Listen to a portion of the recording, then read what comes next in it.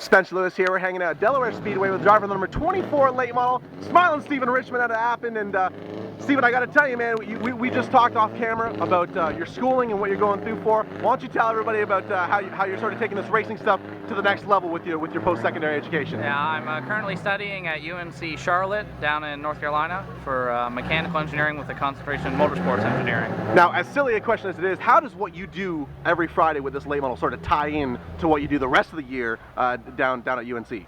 Everything ties in. All the experiences that we have up here. You know, when something breaks, now I can go down, oh yeah, this is why this broke, or this is why this doesn't work, and everything's all applicable. It's really neat. Now, ideally, what are you looking to get into? What sort of position are you looking to fill after you graduate? I'd like to be an engineer on a cup team. We'll see how that goes. There's a lot of competition, but I'm working hard and trying to get there. Now, this is your second full season in a late model, and you've had a real good start to the season so far, a top 5 and a 6th place finish. And when you're looking at the guys that you're racing against, considering their experience against yours, I mean, you're having a phenomenal start to the 2013 season. Are you happy with where your program is right now? Oh yeah, we're really excited. We're looking forward to the rest of the year. We're keep getting faster every week, and it's been really good so far. We've been competitive up at the front, which is where we want to be.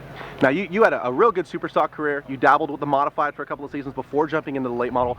What sort of experience were you able to draw on to jump in a late model? I mean, obviously this car drives completely different from what you were used to, but what were you able to sort of utilize setting this thing up and getting used to this sort of competition? Yeah, the late model drives very similar to a super stock, actually, the way that it drives through the turn. The modified is by far the hardest car you'll ever drive. It's very twitchy and not a lot of grip. So the late model has actually been a step backwards in difficulty, but a real step up in competitiveness. We have a lot of tough cars to race every week. That's an excellent segue into my next question. When you race super stock, I mean, the division here at Delaware was the best in the province when it comes to that style of race car. I mean, you had some huge names that you raced against when you were a full-time with the super stock. How would you rate that division and that roster against the type of guys that you race against every Friday in the late model? There's guys that are better, guys that aren't as good.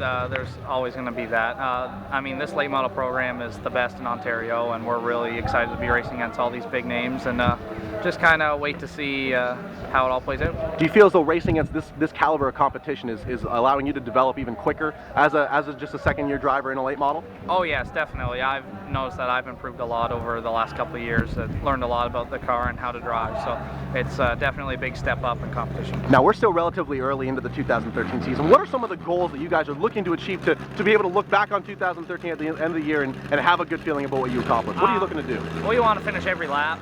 That's kind of a goal for us. We don't have the biggest budget, so we're always just looking to be out here and be competitive. A few more top 5s would be nice. If we can get up and compete for a win, that would be great too, but just looking to finish every lap. Obviously, none of this is possible without the right type of support, whether it's through your crew or through marketing partners. Go ahead and thank some people for me. I've got to thank Reality Dreams Financial, Fast Signs. They did up our really nice decaling for our car. They wrapped it for us.